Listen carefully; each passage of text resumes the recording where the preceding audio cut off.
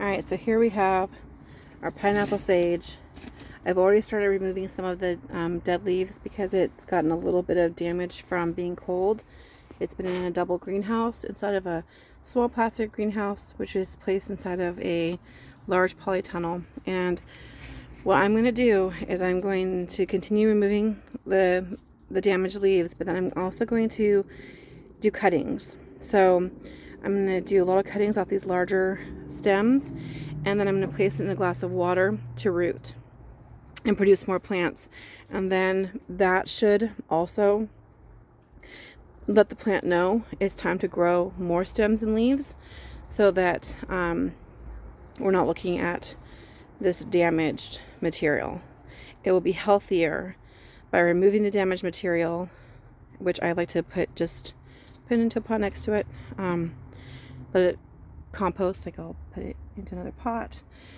And oh, my husband's Catholic. He's got a sculpture over here. So I'm a Christian Protestant, but he loves his Mary, so I have it out here in the greenhouse. I'm going to go ahead and start cleaning this up. So I'm going to take off some of these wilted leaves.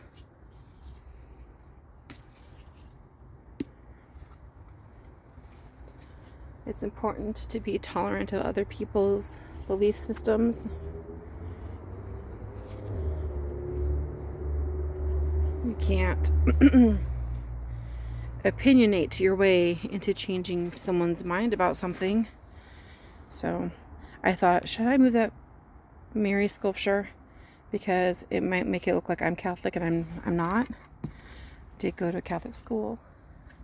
But I'm not going to move it because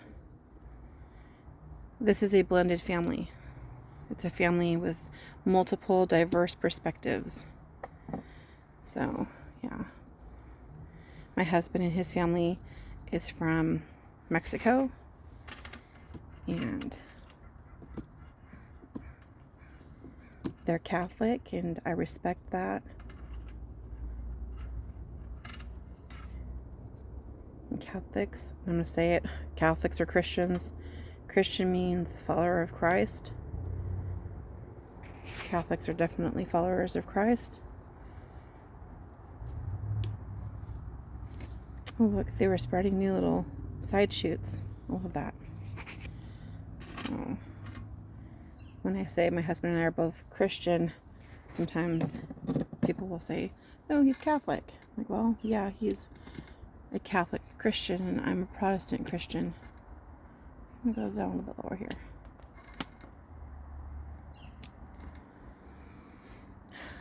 I wasn't going to do this on religion, but now that I'm thinking about it, when I was growing up, my real dad's an atheist, maybe agnostic, I guess you could say, and my parents got divorced when I was only 1 year old, and I did not see my dad growing up very much.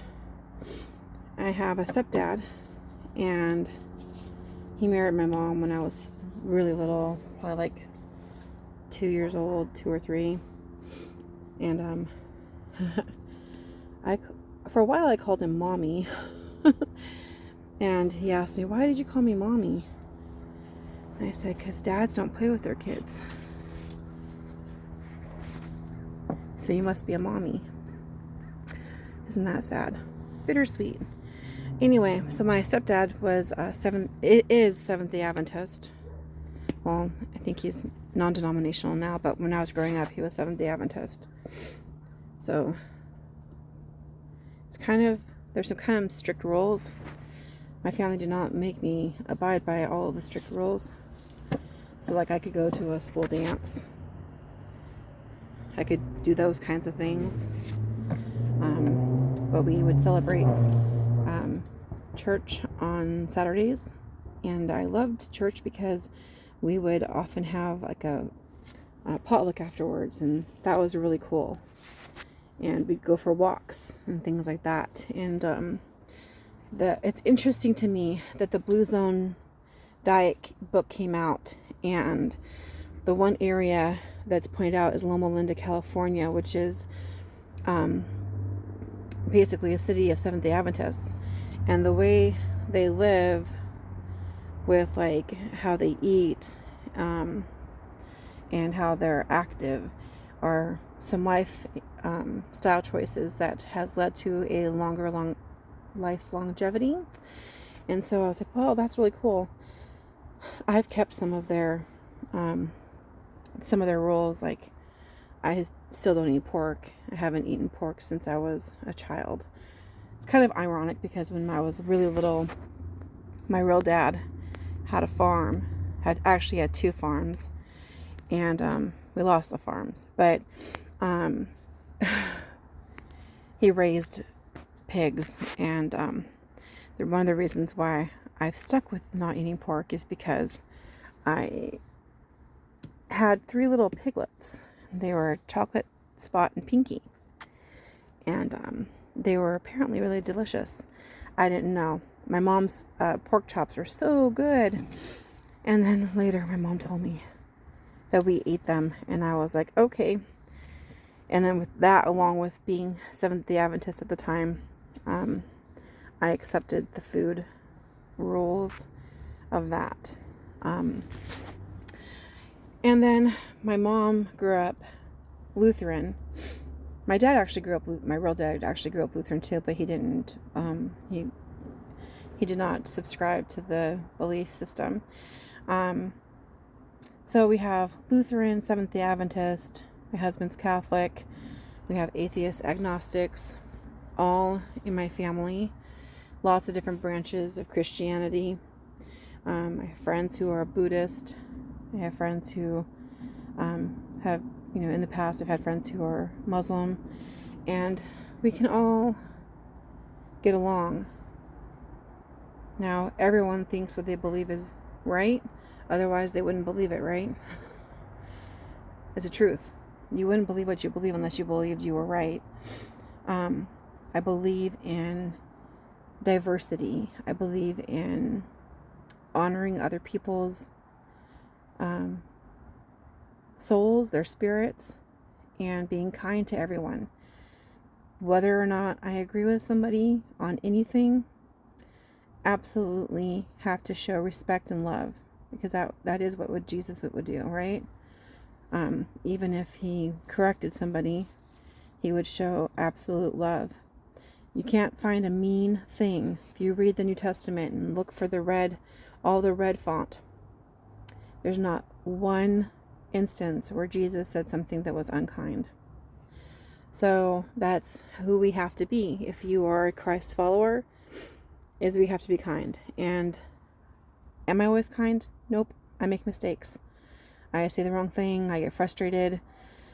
Oh gosh, somebody on Facebook a couple days ago was really bullying some man who made a Christian comment, and he misspelled a word or something, and lots of people went off on him and were just really being disparaging and basically calling him an idiot and horrible things, and just saying that he believed in fairy tales and stuff. And so I stood up to him, not talking to them, just talking to him, and like kind of trying to be consolation of not everybody believes the way they do, and it's okay the way that you believe, and God doesn't care if you misspell the word. I mean, nobody should care, and I've even taught English, and it's a judge of whether or not you know how to spell the word. That's all. It's not a judge of who you are as a person, or if you're intelligent. People might believe you more if you spell everything correctly and you have the right punctuation and you didn't mispronounce a word or something. If you say something that they don't agree with, they're going to definitely point out all the mistakes that you make. However, how we respond to people like that is really important. And I struggled, honestly, because there were I want to say 2 women and 8 men who just totally ganged up on me. And what I said to him was very mainstream. It was nothing far off on the right or left or anything. It was very mainstream, just be kind to one another, respect everyone's beliefs. And these people came against me and they said things like, something like, you have freedom of speech and the right to believe in fairy tales and a sky daddy and all this stuff. And I was like, wow. So we're teaching people, we want to be tolerant. We want to be tolerant of people from various faiths, but not people who believe in God as Christians. If I represented myself as another faith believing in God, I do not believe I would have gotten the same reaction from these people, because it was all about tolerance. But what I saw was intolerance. And in my day-to-day life, I interact with people of no faith, of other faiths. I have, friends and neighbors who are Mormon. And you can be a good person, right? And you can be a good person who believes something different. And you can be a Democrat, and you can be a Republican, you can be a libertarian, you can be whatever it is that you are, and your opinion in time might change. Like, when I first started gardening, I only wanted to plant vegetables, and then I decided over time I was going to grow some flowers to make it, a little burst of joy here and there. You can change your attitude, you can change your mind about something. You might not be convinced of an idea, and later on you're convinced. You might think something's really right or really wrong, and 10 years later, you might realize that you were the one in the wrong. So, with that in mind, I think it's really important to treat everybody respectfully, because as much as you believe you're correct, you might not be. It might be the other person, and hopefully they will show as much grace towards you as you show towards them. I think that's something that really needs to be thought of. I can say, as a teacher, when I first started out, I made mistakes, and I was like a teenager in my mind. Like, I knew it all, right? I knew it all, and I was going to right the world of all the wrongs. And I remember making decisions, like grading decisions even. And now I look back and I'm like, you know what? It could be one way or the other, but I'm not as convinced as I was back then of the decisions and the way I approached things back then. And I always tried to be a kind, loving, forgiving person. But how that looked over the years has definitely changed. My point with this is that I don't want to say people are up on a high horse, but like I said, I come from a very, very diverse friend and family group. My stepdad was in the military. We moved around a lot. I was exposed to many different cultures, and all of which I appreciated and even loved, and still do love. I've hosted students from China and Japan and Germany, like not like for years, but like weekends or weeks at a time. And those have all been really enlightening, enjoyable experiences where I learned something from somebody else, and I thought about different philosophies, even if it's like not agreeing with a religion. It might be certain aspects that, like, takeaways, like I might find there's some similarities between our beliefs, like in how we treat people, respect, how we, just approach other fellow human beings. And I'm not going to shy away from saying God bless you if someone sneezes, and if someone asks me if I'm a Christian, I'm going to say yes. However, on the other aspect of it, I think it's really important to be humble. It's really important to be forgiving and not judgmental. And what a relief it is that I do not have to judge my fellow man. That's not my job. That's not your job. That's God's. That's up to God. And our job is to bless one another and to be kind, to be helpful, cooperative, collaborative, if someone's making a mistake, in our very gentlest, non-judgmental way, we might try to give them some insight, if but maybe our insight is wrong, and what we say to them causes harm. It's really important that when you're giving advice to somebody, that you do it from a really reflective, non-reactive place. I think that's really important. So, I was talking about, I had to mention the statue in the background. My husband is definitely Catholic, very Catholic. And we've raised 3 children in a home that's both Protestant and Catholic. And our kids did not come out with 3 heads. They came out very normal. And they have very insightful attitudes towards the world and the other fellow human beings. They show a great aptitude for empathy. And, going back to the gentleman who made a post on Facebook and was totally attacked. I don't know his other views. He might have had some kind of relationship with those people and they have a history. I don't know. But the way they attacked him, it seemed like it was just for the one statement he made. That seemed very harmless to me, very benign. And I hope that in other situations, that if somebody was from a different standpoint, that we as in me and any other fellow Christians who are watching this video, that we would not attack somebody and make them feel foolish or retreat into themselves. First of all, if you're trying to spread your faith, that is not how you do it. If you're trying to convince somebody of your perspective, that is not how you do it. Not that I want to tell somebody how to persuade somebody into losing their faith, but that's definitely not how you do it. It's going to definitely make that person even more, more, not more Christian, but it's definitely going to make that person retreat more into their belief system, where it is not as open to other people, and you might be giving that person, you might be sharing a stereotype with that person that now they believe it's been proven to them, and that stereotype is going to stick. So I think it's just so important, that we are able to be real people. Freedom of speech is for everybody, and it is not a license to attack people and to put somebody down, to hurt their feelings, to call them names, to ridicule them.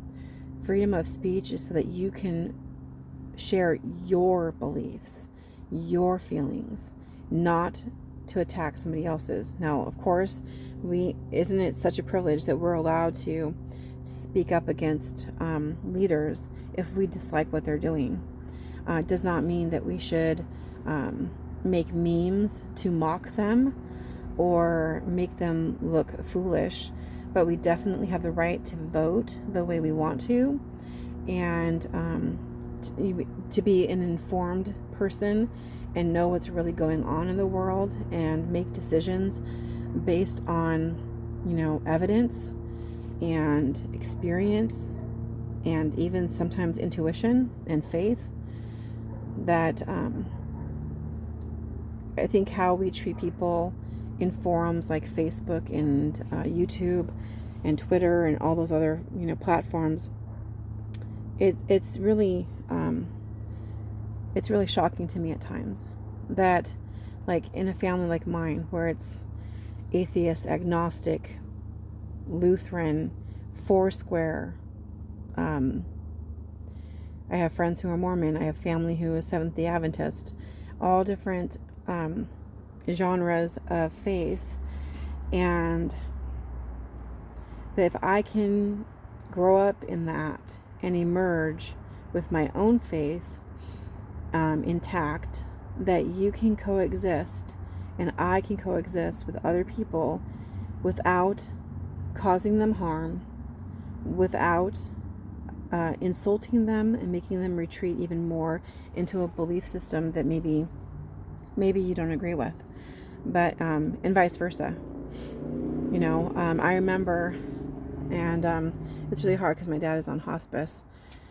But I remember having him yell at me for hours and hours about my belief system.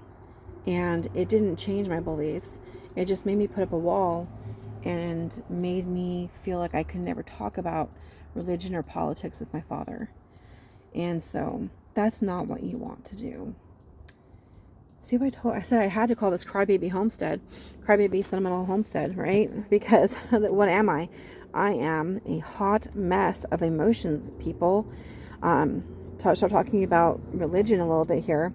And one thing I think it needs to be addressed, and I thought about maybe not posting this video, but I'm going to, because I think people who are trolling the internet to just be unkind, some of them, I just don't know what their motivation is. Whatever that happens to be, they should, definitely do some deep reflection and consider the harm that they may be causing other human beings. And imagine if it was your mother or your grandmother or your aunt or your sister or some person you love, some relative that you love, was the person who was being attacked on these platforms, how you would act differently. That's how I think of it, because all those people are somebody's person. That's somebody's person that you're talking to. And I don't subscribe to the idea of karma. But I have noticed every mean thought I have ever had has come back to bite me. Whether it was when I was skinny, thinking somebody looked fat, and then I gained weight. Whether it was seeing a woman who was balding, and then and I would never say it, but there'd be a fleeting thought just for a second. It's the devil, right? This fleeting evil thought.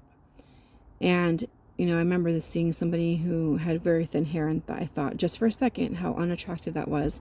And now I have hypothyroidism and my hair is thinning. It's a thing. And if I was an innocent person who had never thought an ugly thought about somebody, when I gained weight and started losing my hair, I would feel not like it was a judgment against me. I would not feel like it was a punishment. But when you think those mean things and then that thing happens to you, then you wonder a little bit. That's saying what goes around comes around. And oftentimes it sounds like a threat, but it's really a caution.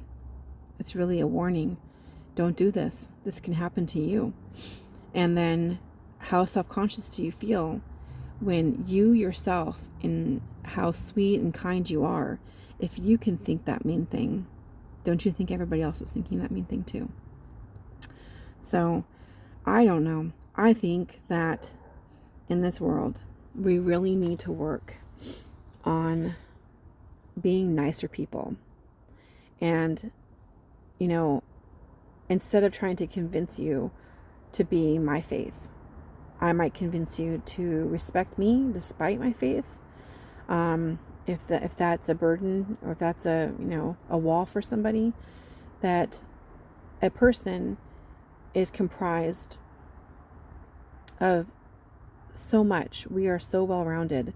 It's not, a human being is not one thing that a person said that maybe they said incorrectly, they misstepped, they misspoke, you misunderstood, they miscommunicated. We are so much more. We are deep and eternal, and the words that people say to us, they are not just the time that it took to someone to write it, or someone to read it, or someone to speak it, and someone to hear it. Those words are forever. I still think about things people said to me when I was a little child, and I bet you do too. So as I'm showing this Mary sculpture in the background, well, I was just trying to trim up and get rid of the dead foliage on here, and then I'm going to take my cuttings. I decided I'm going to leave that in the background. I am not Catholic. I am a Protestant, probably leaning towards Pentecostal, Foursquare, Church of God. I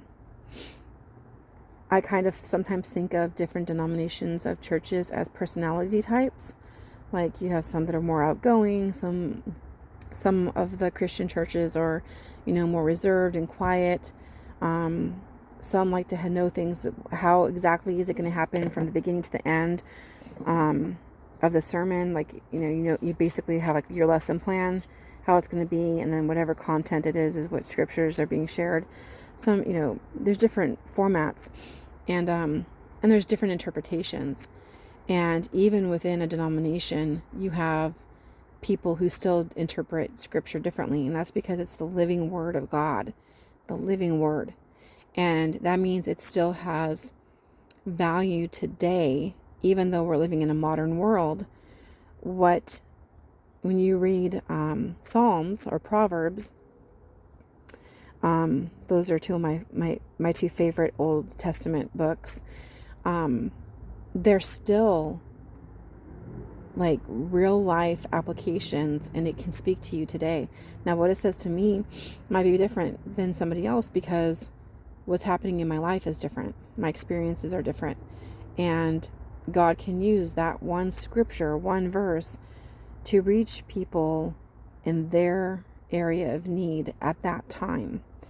And I just think it's a real shame for anybody, any human being, to be unkind to somebody because of faith. And the whole thing with faith is it should make us better people. It should make us kinder, more inclusive, more loving, more forgiving. And if it doesn't, then your faith is wrong. If your faith, something is wrong with either the way you are interpreting your faith or the way you're executing, the way you are acting it out is wrong if you are causing harm. If you are bringing forth life and abundance and joy and peace, true peace, and I'm not saying what feels good. Okay, I don't subscribe to that. I don't subscribe to the do whatever feels good. I mean, like, if the way you are interpreting your word from God is in a way that helps other people to forgive somebody else, or to live in a world where there is peace and harmony. There are times when you have to stand up for something and you have to, fight for what's right. But it's a lot of what I'm seeing and experiencing in my life. Everywhere I turn, it's like pointless, totally pointless controversy, totally pointless, senseless violence. It's too much, people. And instead of doing that, you should just plant a garden. Go in your garden, plant something. I swear, I think that gardening has made me a kinder person, not wanting to cause any sort of harm to a person, because as you're growing something, you plant something in the soil and you see how fragile it is and it's growing, and it's so beautiful when it starts to sprout. If you can transfer that respect for life from a plant to a person, even a person who doesn't agree with you on something, like, there are certain plants I don't want to grow in my garden, but I respect them, right? Maybe somebody is, has a different belief for you and it triggers you for some reason. Well, it doesn't mean you have to spend a lot of time with that person. But you shouldn't do anything to tear them down. You shouldn't do anything to make them feel depressed or resentful or, whatever. So we should show tolerance towards other people. It's like, as a lot of people who are of my faith, they would probably feel offended if somebody took a statue that represented somebody else's faith and put it into their space. But I love my husband, and he built this polytunnel for me, and he was named after a Catholic saint, and he's a good person, hardworking person, and he put this out here in a gesture of love for me and for my garden. And I'm going to let her be there. Because even like, I've heard so many Christians who are not Catholic talk about how, marry this or marry that. It's like, oh my gosh, you guys, Mary was the mother of Jesus. She's the mother of Jesus. At the very least, we should have tolerance for images depicting her likeness. Like, I'm not worshiping the statue. It reminds me of my Lord and Savior. It reminds me of my husband who bought it. It reminds me of tolerance and kindness and forgiveness. And honestly, I look at it and I think, what a sacrifice that a mother should lose her son like that. And so the tolerance for my husband's faith, absolutely. I'm not a Catholic, but I love Catholics. I love Catholicism. I love, we don't want to go down the history route of that because, there's mistakes in every faith, all kinds of mistakes, all kinds of errors, because we interpret God's word and we make mistakes. And, we always do. And if we weren't misinterpreting God, we'd be misinterpreting something else. If we weren't making a mistake with our faith, we'd be making a mistake somewhere else. It's just human. So don't fight about it. Don't hurt people's feelings. Don't say rude, unkind things. Don't troll. And if someone's trolling you, don't engage. Because I learned the hard way. I kept trying to say kind things back, and the person was like, okay, now you're just doing a sermon. I was like, I'm actually just trying to say you have the right to your opinion. I don't mean it in a condescending way. I actually mean that. Like, you have the right to your opinion. This is a free country. If it wasn't a free country, then faith wouldn't be real because you would be forced, right? So you would never know if it was genuine. And I'm like, I was being very kind back to this person and they were just going off. So my advice is, if someone's trolling, and if someone trolls me on this channel, I'm just going to have to ignore it. I'm not going to even say, I'm going to lie and see if I actually engage back. I'm going to try. I'm going to try not to respond to people like that. Because they've already made up their mind. And by responding, it's just going to get worse. I'm just going to continue to be the person who I am, which is somebody who's learning. I'm not perfect, and anyone who claims to be is a deceiver. So maybe they're deceiving themselves too, if they think that. If you think you're perfect, then you're really cutting yourself off from being blessed. Learning new things is so amazing. It's what makes life good. So if a person, says they know everything and they truly believe that and take it to heart, and they are not open to reflection, they're not open to learning, a life lesson, then they're stuck. And my responding to them, if it angers them, might make them more stuck. They might dig themselves even deeper into that mire and that mud and the muck. So I'm not going to respond if people start hating on me. I'm going to have to tell myself not to respond because I really want to. I really want to say something about it. I'm going to have to remind myself not to say something because my mind is always like, just be nice. Just be nice. Why can't you just be nice to everybody else? So that's my 34 minutes. Holy cannoli.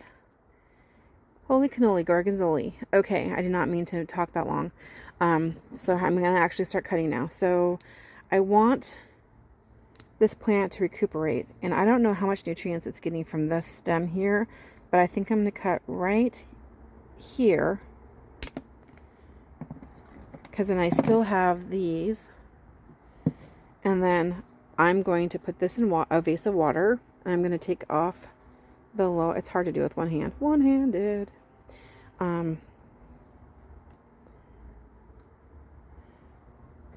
I've been warned by watching so many different YouTube videos and people who are religious or who have faith. But I've been warned by their testimony of how they are trying to avoid talking about things that are controversial. And I totally understand that. I totally get it. And I don't disagree. But for me, I feel like I don't need to be monetized. If I, only had a roll of quarters, per week, I'd find a way to make that work. In my life, I have a job and everything. So I don't need to be monetized. And if I ever am, then that's cool. And I'll find a way to make that money do something good.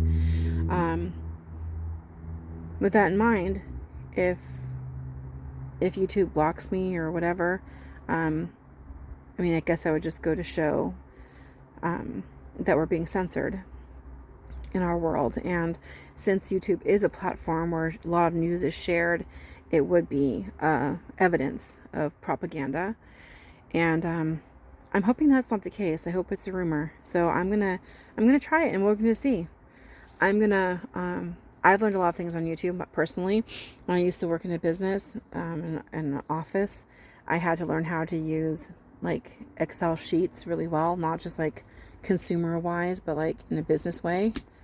And I went on YouTube and found really good videos from professors from different universities online, and I watched them for free, and I learned, and I was able to keep that job, and I stayed there until I was unhappy and resigned. But I was able to keep that job and not lose it for not knowing what I was doing. I was like, YouTube, how to use VLOOKUP formulas, and made really good good reports based on what I learned from YouTube. So there's that.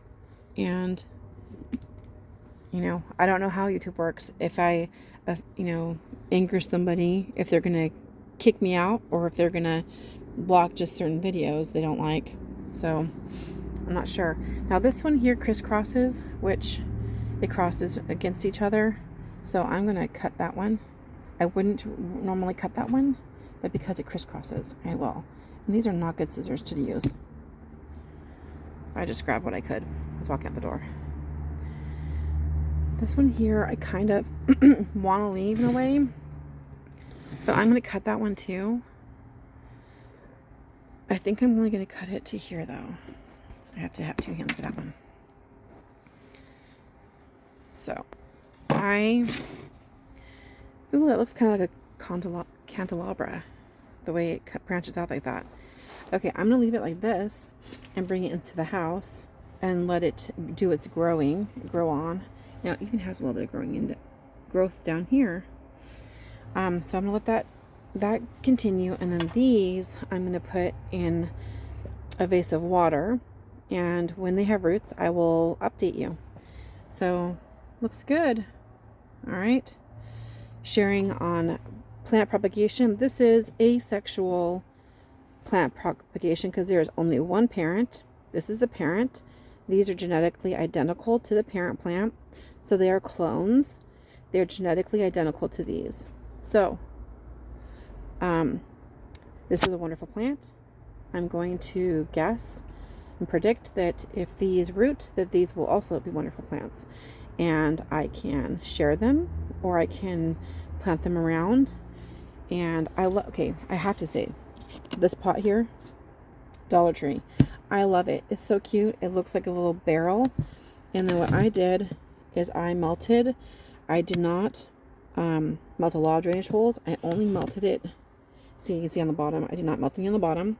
I melted it on the side, about 3/4 of an inch high.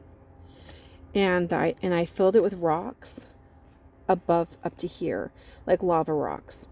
The porous kind, the porous rocks. And the reason I did that is because this is like a self-watering pot. When I water it, the water and the porous rocks kind of like suck up the water up the pot, and then it keeps the soil in the plant moist. And if I overwater it, I can still lean it and drain it. But if I want to have this on the counter, it doesn't leak everywhere unless I overwater it. And I don't have to put a saucer underneath it because I'm not going to water it past here. I only have that drainage hole for like an emergency, like I totally overwatered it, or I let my 8-year-old water it and he puts a whole cup in or something, then I can just drain out the extra. But then it stays damp and it pulls the moisture up, and then the soil stays nice and moist. And so it is a self-watering pot in that way. And I made it just with a Dollar Tree pot, which I got right before it became $1.25. I knew that was coming, so I stocked up. And I think that's a super cute pot. And, you know, even for $1.25, I think it's a good deal. And, you know, pots these days, like you go to the store and it's like $17, $20 for a little container, a little glass container. So I thought that was a good deal. And I just used a, some people say call it soldering iron, but I just use one. It's like it's for crafting. You can write things with it. And I just used one of the heads on it and melted it. And I'm going to try to remember not to use the same one, or to continue to use just the same one, so I don't ruin all of the other attachments to the soldering iron, so I can still use it for etching like initials and things and pictures onto wood. So anywho, that's a good idea. You could use a drill, but it's so easy and it's kind of satisfying, honestly. So I've got this. It's trimmed back. It's got some growth on it. And these are going to go in water to get the water roots, and then I'll transplant them into containers. If I'm planting it this long of a stem, I am going to need a longer pot. I can do shorter. I like to do longer because that's so many more points where the roots can grow, which if I knock off some roots when I'm planting it, then they have another set of roots. They have other roots that they can actually get moisture and nutrients. So I tend to do longer cuttings for that reason, but you can do shorter. Like if to here would be fine probably, but then I always like to have the top above water, so I have so it doesn't just completely, if you don't have some part of it above water, the top will rot, the whole thing will rot. So you have to have a couple inches above the water line and then a couple inches or more below the water line. So that's going to be 1, 2, 3, 4, 5, 6 new plants, and then the one original that has a side shoot, which is, so that's kind of like another plant here. All right, guys, so have a blessed day, and whatever faith and politics that you belong to, just show kindness to everyone in the world that you pass. Let's learn how to get along, right? Like kids on a playground. Let's learn how to get along. All right, have a wonderful day. Bye-bye.